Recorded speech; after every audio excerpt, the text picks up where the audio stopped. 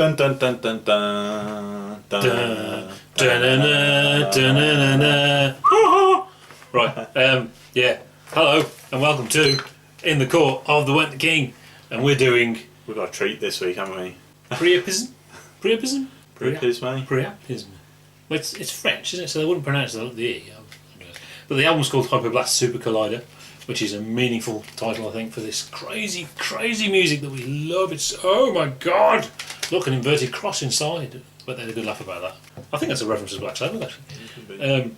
I was trying to think where we discovered this from. I couldn't remember whether you'd found it and recommended it, or someone that recommended it to me. Right. Someone who I've not seen since, which I want to pick their brains again. Oh, you got any more music for me?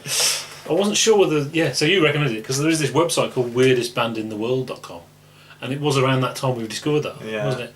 And there's some fantastic stuff on that. Basically, stop the internet, cancel the internet, because that's the website you need to go on.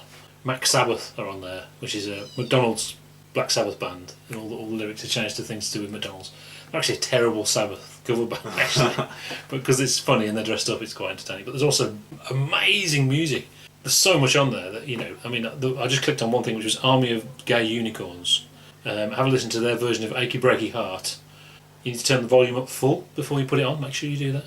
Turn the volume up full. Okay. Headphones as well. So have volume, the speakers and the headphones, and just enjoy it. I hope you like that. What the hell is this? Is it prog metal, post-prog 8-bit, post-8-bit metal, something mega intense, fast, loud, fast drumming, very much metal harmonised type guitars, Steve Vai-esque, that kind of thing, all fast, in your face. If you read their biography, apparently, it says they were studying ninja. Their music is an avant-gardist rereading of the words of Tolstoy, but with real pieces of pizza inside. And actually, that's a better description than anything I can come with that kind of describes the music. And there's references to farts and scatological humour and that kind of thing. Maybe in some ways it's a bit like Dragon Force, in that you listen to one song of it and you think, ooh, that was ace.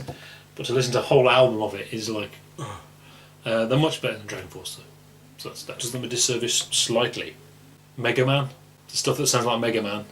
King Crimson, Dream Theater, times 10, if you like. I say, you know, listening to a whole album is a bit much, but it kind of gets better as it goes along. Yeah. And I found going back to it, I mean, I've actually done the whole thing in one sitting.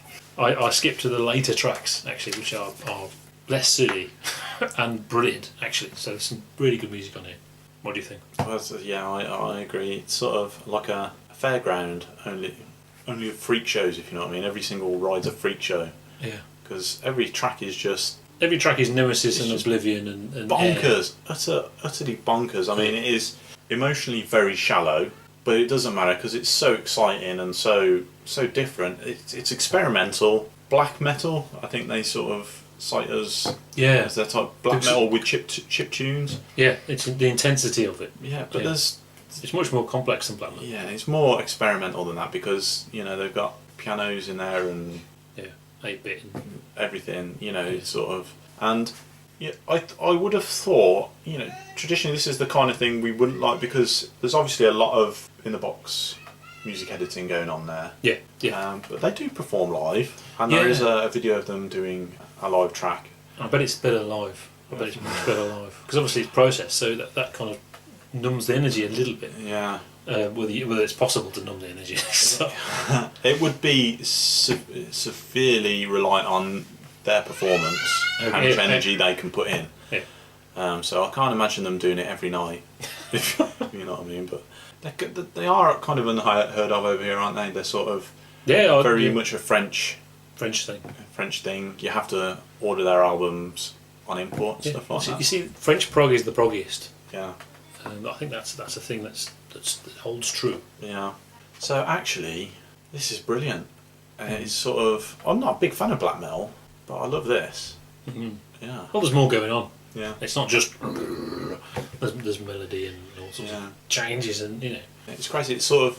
I get the kind of thing, because the experimental side of stuff, I think, Nurse with Wound kind of thing. Mm-hmm. There is that kind of feeling, that kind of trepidation when you put it on. Yeah. And almost the sort of desire to maybe close the window, just in case anyone hears you listening to it as they walk past. But it's not as extreme as that. It's not sort of brain-meltingly sort of, but there are times when you think, okay. Yeah, but it makes you laugh. Yeah. When it's just so ridiculous, it makes you laugh rather than... And it's meant to. Yeah. It's meant to make you laugh. Yeah, yeah. So, I mean, this is thoroughly recommended. Yeah. If you've not heard of it. And I doubt, they're not going to be massively famous, so they are going to be... They're not going to be on top of the pops. No. So, yeah, great. I think it's a good time to quote Douglas Adams. And I think, having your brain smashed out with a lemon around a large gold brick is pretty apt. Yeah. If you like the idea of that, then this is for you. Yeah. I think this is their second album. It's the first album sort of we've come across. There is a third. Are we going to review that? We should one day. I've actually ordered it. Oh, you've ordered it? Yeah. Brilliant. We should do that. It starts with track 1. It starts with track 1. And of course, typically, they haven't written the track titles on the inlay, so I had to get the inlay out to get the track titles, and we will be struggling if we didn't have the track titles, because the first track is We're going to struggle anyway. Druide et giboyeux, lorsqu'il se prend pour un neutrino. Yeah. Maybe this would be a single. I think it's, in a way, it starts easier. Easy is not a word you would use, but it's less mature than some of the later stuff in the album. And like I said, I think it gets better as it goes along. But intense stuff going on, nice harmony guitars, many changes, and fast, precise drumming. Yeah. That you can apply that to all the tracks. Basically, yeah. I mean, the first thing if you don't know the album, you put track 1 on. Someone says, "Oh, listen to this." You put track 1 on. The first thing you're going to say is, Yeah. it's one of them.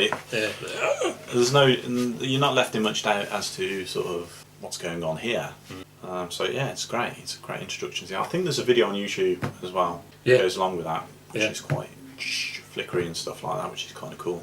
Yeah, yeah, and yet, I mean, we're saying as if it all sounds the same, and it doesn't all sound the same, which is a sign of their compositional skills actually, because that kind of music is inclined to do that, Because track 2, Boudin, blanc, blanc, Boudin, is different. This is more dancey, keyboardy. When we get more 8-bit stuff, I hear R-type, if you know what that is. I hear a bit of R-type, which is very cool. Yeah, I mean, I agree. I mean, at the start it sounds a bit almost Prodigy Chemical Brothers-y. Yeah. You sort of think, ooh, okay, which isn't, I don't like a bit of that. Yeah. But it's better. Yeah, and we get our first bit of major King Crimson-iness, I think. And then there's a faster bit, which is kind of like 80s Crim as well. So, brilliant. Track 3. This is the most 8-bit. Do you want to read the next French title? Random Jean Vigo. Okay. Get the easy one. Much more 8-bit. It's NES, or NES, if you know what that is. There's no band at start, it's just NES, and then the band come in, oh! Yes. Yeah, I mean, this is probably the most black metal it gets. It gets quite heavy at one point. Yeah. Yeah, good. Yeah. What can you say? Right. Who's going to read the next title? La notion de chiralité, de spin et d'oscillation de saveur des particules supersymétriques. Définissant, un champ scalaire lors d'une transition de conifold et cosmologie branaire dans un modèle encryptique. We did 7 years of French. You wouldn't think it. I have no idea what that's on about. Right, yeah. So the cat is at the start of this. Cat meowing the cat. That's the cat. And we got the cat. Chinese at the start. Yeah. I wish I knew what to call that because it sounds ridiculous calling it Chinese. And saxophone. I like this one. Very King Crimson. Yeah, more excellent stuff. Mm-hmm. Track 5, Lesbian Bordello. You said that so matter of fact. It's probably the best title of any song ever. Lesbian Bordello. Fast stuff, more rhythmic. Nice piano. Nice bit of piano. Yeah, piano, man. I mean, you think, how the hell? I mean, so often I say, it's got a lovely bit of piano. Lovely bit of piano. Because I'm always looking for some piano that fits in with rock music, because it's quite difficult. They do it somehow. They get it in here, and it doesn't sound stupid at all, but it does sound weird. And weird, yeah. Yeah. I think they've got that from Dream Theater. That might be really offensive to them, I don't know, but I think they got that from Dream Theater, from Jordan Rudess, his stuff. Yeah. It's that kind of thing, but faster and more. Yeah. And that's good. Times 10. Yeah. Track 6. J'ai envie de te claquer. Claquer. Slow and evil, Yeah. actually. Heavy and kind of silly. I think when it goes very heavy, I don't mean intense, I mean heavy.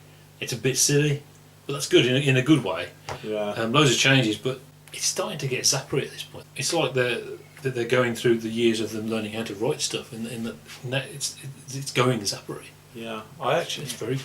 This is sort of the experimental stuff because there's sort of like I don't know what it's saying or anything like that, but it sounds kind of, this is the nurse with wound type thing. It does sound kind of, ooh, should I be listening to this? This is wrong. Yeah, there's something. Wrong There's music. definitely something wrong going on here. Yeah. Good though, very good, very good. Track 7. Cochenille membrane et volcanologie. You're better at this French stuff than me. Ascending lines. Lots of stop-start and really cutting your face fast. The whole album is like that in a way, but more for this one. Yes. Yeah, I mean this is. I started to think Frank Zappa at this point for some. Yeah, this one too. You're right. Yeah. Jambon, Jean, Boutrous, Bovi Mew Mew. That's the second greatest song title of all time.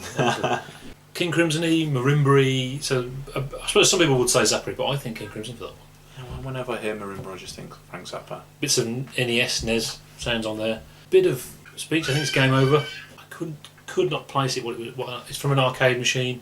I think maybe a few years ago I could have identified that, but I couldn't quite get it. Whether it was track and field or something. If you know, let us know.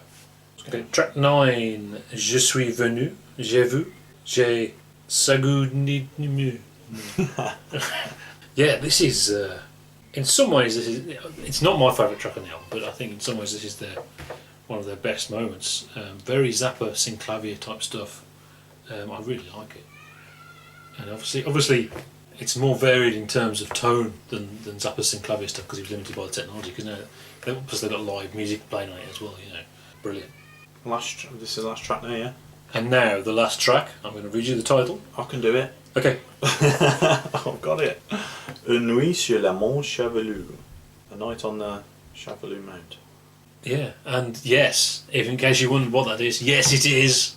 It is Night on the Bear Mountain by Mussorgsky. And yes, it is that good as it sounds. The whole album, in terms of listening to all the songs, I've probably listened to this 4 or 5 times. That song I've listened to about 20 times. Because it's fantastic. It even goes calypso at one point. But yeah, even if this sounds like not for you, just listen to that one track. Yeah. It's absolutely awesome. Yeah. Glorious, brilliant. You should definitely give it a listen. It is on Spotify. But you should pay for it because it's obviously not a big band and you should support it. How many eggs, Kev? I think 4 eggs is right because it's a good 4 eggs, but I think it's 4 eggs because of its specialism. It's a specialism. Very niche. Yeah, and either you're going to love it or hate it. Although it is niche, if you're into chip tunes, are you going to like this? Probably not, actually. It's You are too going to be much. something of prog, metal, or experimental type fan. Yeah, you're right. Let's stick with 4 eggs. But don't be put off by that because if you like that kind of thing. This is probably the most unique album we've reviewed. Yeah, it is the most unique album we've done. We haven't done any Nurse with Wounds, so yeah, you're right. Brilliant. Great stuff. Buy it. See you next week.